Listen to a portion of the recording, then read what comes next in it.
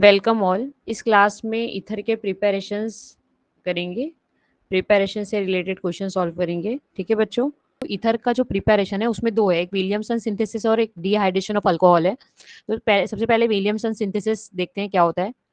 तो एक क्वेश्चन है, how is simple ether and mix ether prepared by Williamson synthesis. तो पहले तो ना ये समझते हैं कि विलियमसन सिंथेसिस जो है, ये जो रिएक्शन है विलियमसन सिंथेसिस, ये ईथर प्रिपेयर करने के लिए होता है, राइट।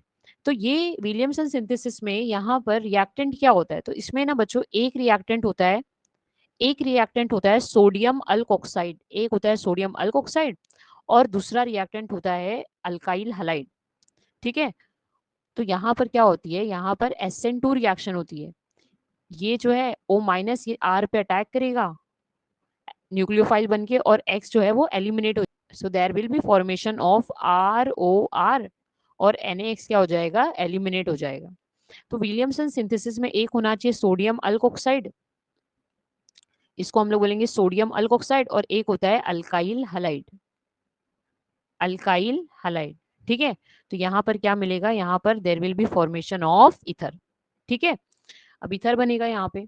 लेकिन ना ये रिएक्शन जो है ना विलियमसन, इसकी ना कंडीशन है बच्चों, वो कंडीशन ये है कि यहाँ पर अगर ईथर चाहिए हम लोगों को, ठीक है, अगर हमें ईथर प्रिपेयर करना है, ये बच्चों कि अगर ईथर प्रिपेयर करना है तो यहाँ पर जो अल्काइल हलाइड है, alkyl halide it should be primary alkyl halide.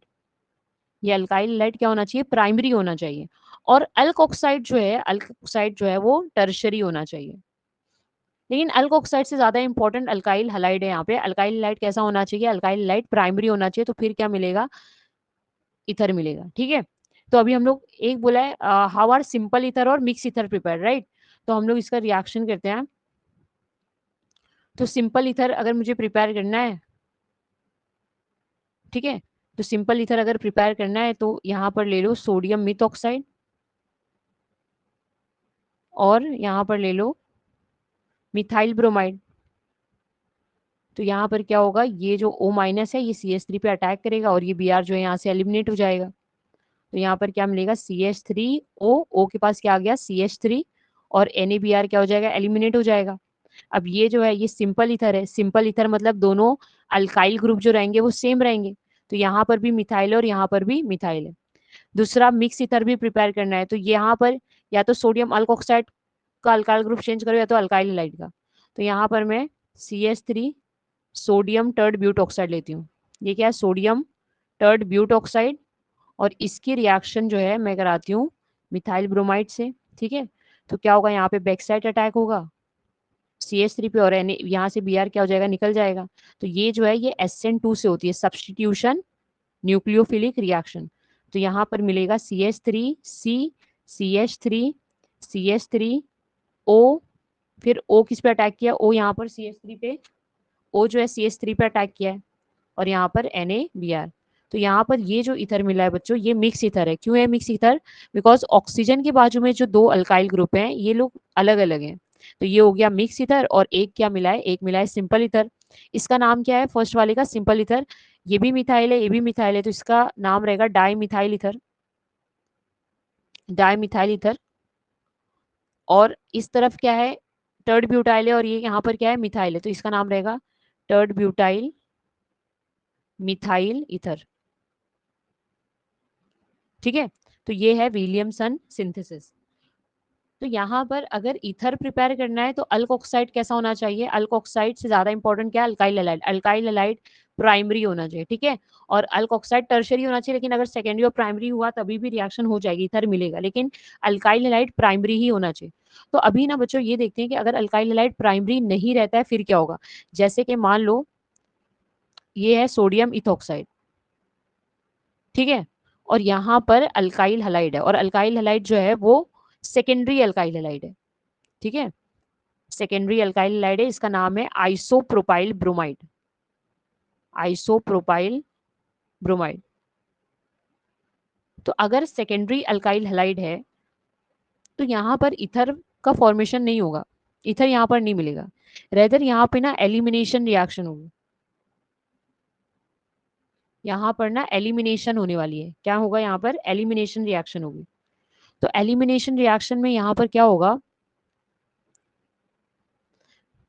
देखो ये अल्काइल हैलाइड है, Br जिस कार्बन से अटैच है वो है अल्फा और अल्फा के बाजू क्या है बीटा। तो यहाँ पर ना अल्फा से Br को आप एलिमिनेट कर दो, बीटा से आप जो है H को बाहर निकाल दो और अल्फा एंड बीटा के बीच में ना डबल बॉन्ड बना दो। तो यहाँ पर कैसा स्ट्रक्चर रहेगा, CH3 क्या हो जाएगा, ये जो CH3 क्या हो जाएगा, CH2 double bond CH CH3, तो यहाँ पे प्रोटीन मिलेगा।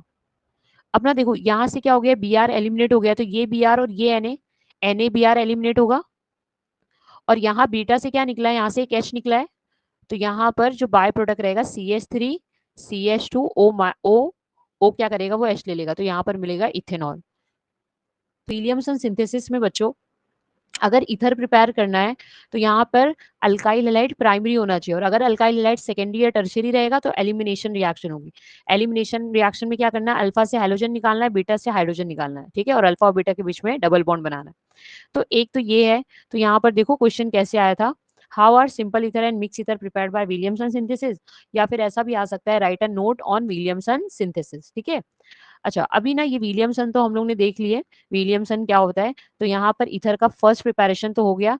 नेक्स्ट देखते हैं ईथर का preparation bye dehydration of alcohol, alcohol के डिहाइड्रेशन से जो ईथर मिल रहा है वो देखते हैं, ठीक है। तो next is from dehydration of alcohol, dehydration of alcohol. अब ना बच्चों देखो डिहाइड्रेशन का मतलब क्या होता है, डिहाइड्रेशन का मतलब होता है रिमूवल ऑफ वाटर, ठीक है। तो ईथर कैसे बनेगा from alcohol, by intermolecular dehydration, intermolecular dehydration. Intermolecular मतलब क्या, दो अल्कोहल मॉलिक्यूल से इंटरमोलिकुलर डिहाइड्रेशन। अब जैसे कि फॉर एग्जांपल ये है इथेनॉल CH3CH2OH, ठीक है, ये इथेनॉल में we will add concentrated H2SO4 और टेम्परेचर ना यहाँ पे बहुत इंपॉर्टेंट है, टेम्परेचर कितना लेते हैं 140 डिग्री सेल्सियस, ठीक है। तो टेम्परेचर कितना होना चाहिए 140 डिग्री सेल्सियस। तो यहाँ पर क्या होगा, अगर 140 लेंगे तो यहाँ पर दो अल्कोहल के मॉलिक्यूल्स, एक ऐसा लिखो और दूसरे को ना इसके रिवर्स में लिखो, ऐसा लिखो OH CH2 CH3 और यहाँ पे ना H2O को ना एलिमिनेट कर दो, ये एसिड के प्रेजेंस में होगा 140 डिग्री सेल्सियस। तो यहाँ पर इधर से OH ले लो और यहाँ से H ले लो, H2O एलिमिनेट कर दो। तो अगर आप H2O एलिमिनेट कर दोगे तो फिर बाकी जो है सब ज्वाइन कर दो, तो यहाँ पे क्या मिलेगा CH3 CH2O, ये O इस तरफ क्या आएगा CH2, इस तरफ क्या आएगा CH3, तो इसका नाम क्या है डाई इथाइल ईथर। तो ये हो गया दूसरा method of preparation, dehydration of alcohol. तो डिहाइड्रेशन ऑफ अल्कोहल में ये याद रखना कि टेम्परेचर इसमें बहुत इंपॉर्टेंट है, इसमें टेम्परेचर अगर 140 रहेगा तभी क्या होगा, ईथर मिलेगा, ठीक है। अभी हम लोग ना केमिकल प्रॉपर्टीज भी पढ़ लेते हैं, दो केमिकल प्रॉपर्टीज। तो अभी इसमें तो प्रीवियस ईयर में तो कोई क्वेश्चन नहीं आया है तो इसको हम लोग पढ़ लेते हैं, ठीक है। तो केमिकल प्रॉपर्टीज में सबसे पहला है electrophilic substitution.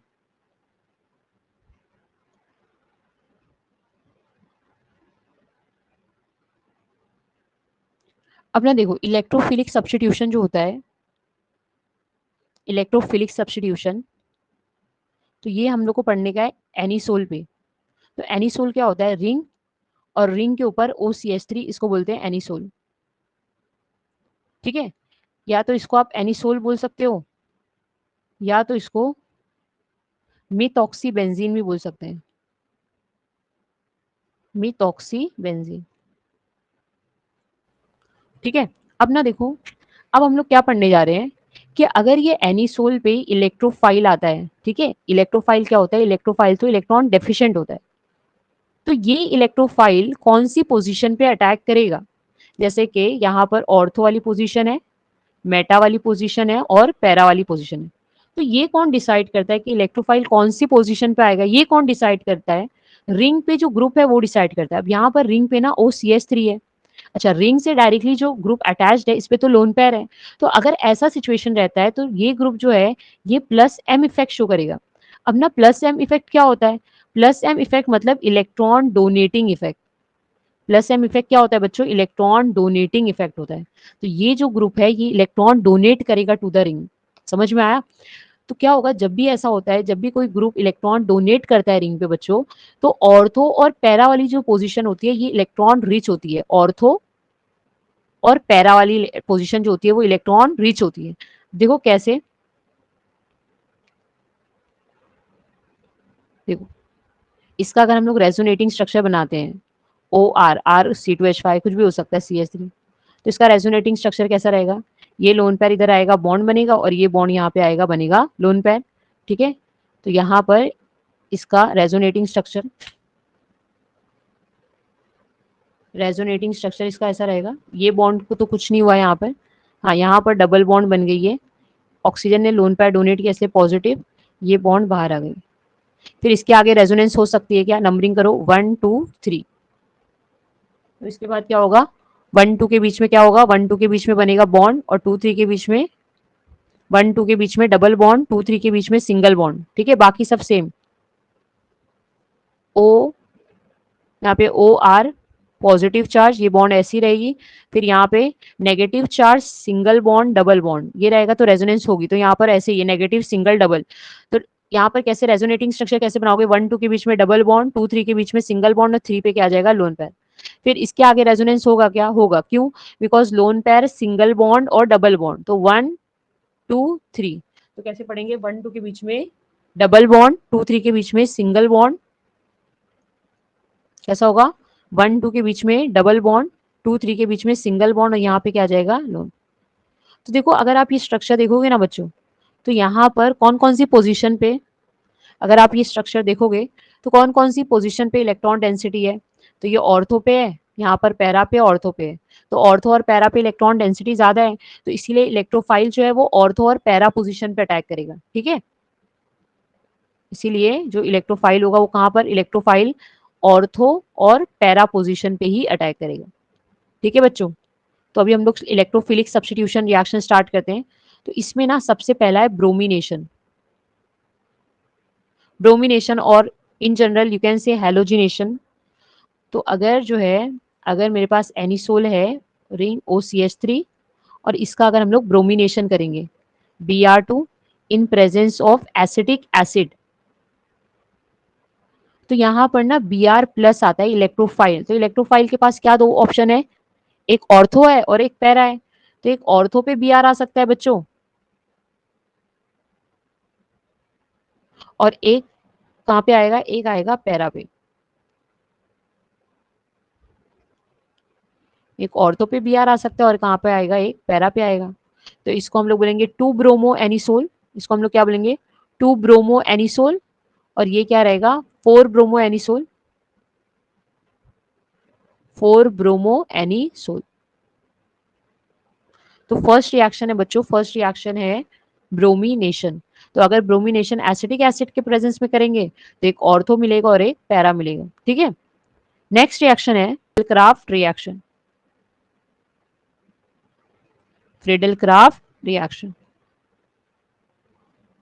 Friedel craft reaction में जो इलेक्ट्रोफाइल रहेगा वो अल्काइल रहेगा, ये एनिसोल है, इसमें हम लोग ना अल्काइल क्लोराइड ऐड करेंगे, जैसे कि यहाँ पर ना एग्जांपल मिथाइल क्लोराइड ऐड किए in presence of anhydrous AlCl3। अब यहाँ पे ना इलेक्ट्रोफाइल क्या रहेगा, यहाँ पर इलेक्ट्रोफाइल रहेगा CH3 प्लस, ये रहेगा इलेक्ट्रोफाइल। तो इलेक्ट्रोफाइल कौन सी पोजीशन पे अटैक करेगा, ऑर्थो और पैरा, राइट। तो OCH3 इधर ही रहेगा, और ये जो इलेक्ट्रोफाइल है एक तो ऑर्थो प्रोडक्ट मिलेगा, और एक क्या मिलेगा, एक मिलेगा पैरा प्रोडक्ट।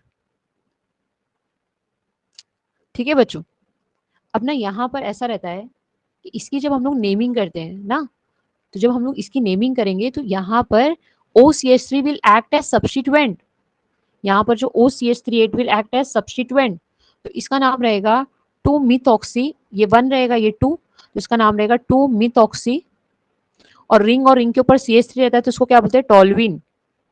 इसका नाम क्या रहेगा, 1 2 3 4, 4 मिथॉक्सी टोल्विन।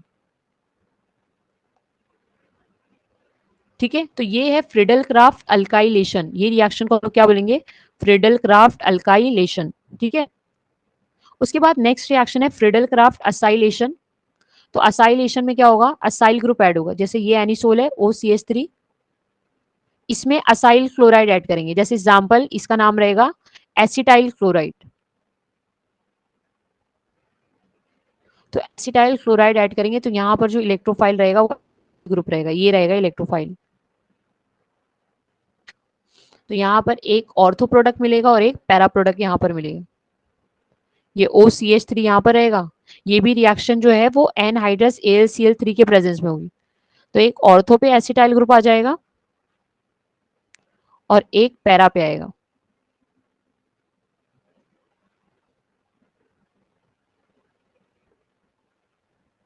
ना देखो, अगर रिंग है और रिंग के यहाँ पर कार्बोनिल ग्रुप है और यहाँ पर CH3 है, तो इसका नाम है एसिटोफेनॉन। इसको क्या बोलोगे? एसिटोफेनॉन। तो अगर इसके यहाँ पर OCH3 है तो इसको बोलेंगे 2-मिथॉक्सी एसिटोफेनॉन। और अगर पैरा पे है तो क्या बोलेंगे? 4-मिथॉक्सी एसिटोफेनॉन। तो यहाँ पर ना स्टूडेंट्स, एक का नाम जो है ये फर्स्ट वाले का नाम रहेगा, ये 1 ये 2, इसका नाम रहेगा 2-मिथॉक्सी एसिटोफेनॉन, 2-मिथॉक्सी एसिटोफेनॉन। और सेकेंड वाले का नाम क्या रहेगा? 1 2 3 4, 4-मिथॉक्सी एसिटोफेनॉन। तो फ्रीडल क्राफ्ट रिएक्शन में बच्चों दो है, एक है अल्काइलेशन और दूसरा है असाइलेशन। अल्काइलेशन का मतलब क्या होता है? अल्काइल ग्रुप ऐड कर रहे हैं, और असाइलेशन का मतलब क्या होता है? असाइल ग्रुप ऐड कर रहे हैं। Okay, reaction is nitration. तो नाइट्रेशन में कौन सा इलेक्ट्रोफाइल आएगा? NO+। तो जब हम लोग एनिसोल को नाइट्रेटिंग रिएजेंट के साथ रिएक्ट करते हैं, नाइट्रेटिंग रिएजेंट क्या होता है? कॉन्सनट्रेटेड HNO3 और कॉन्सनट्रेटेड H2SO4। तो यहां पर जो इलेक्ट्रोफाइल आता है वो होता है NO2+। तो ये जो NO2+ इलेक्ट्रोफाइल है, it can attack either ortho position और it can attack para position. या तो ऑर्थो पे अटैकिंग हो सकती है या फिर पैरा पे अटैकिंग हो सकती है।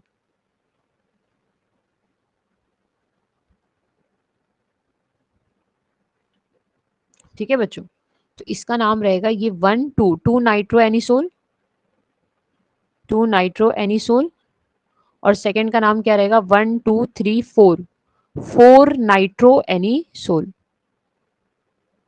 और एक चीज याद रखना हमेशा बच्चों, कि जो मेटा पैरा वाला होता है ना, पैरा प्रोडक्ट, वो हमेशा क्या होता है? मेजर होता है।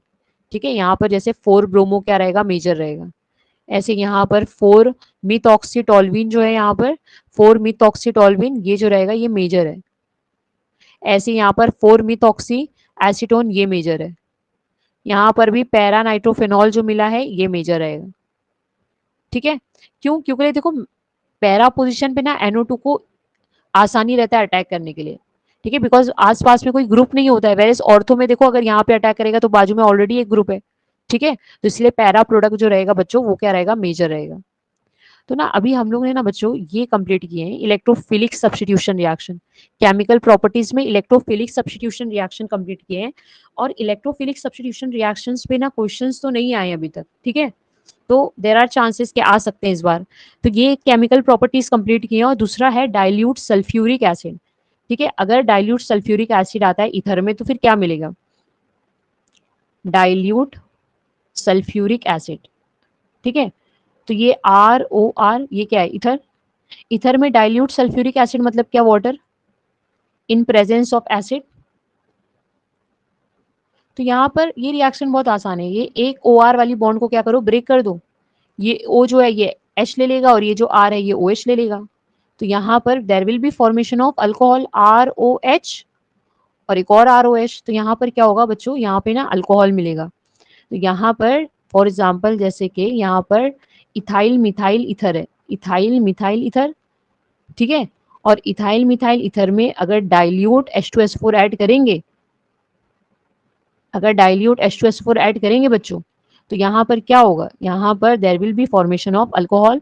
कोई भी एक साइड की बॉन्ड ब्रेक कर दो, O किसको लेगा? OH को लेगा। और ये यहाँ पर ये OH इधर पे आ जाएगा। तो there will be formation of methanol. और दूसरा क्या मिलेगा? दूसरा there will be formation of ethanol.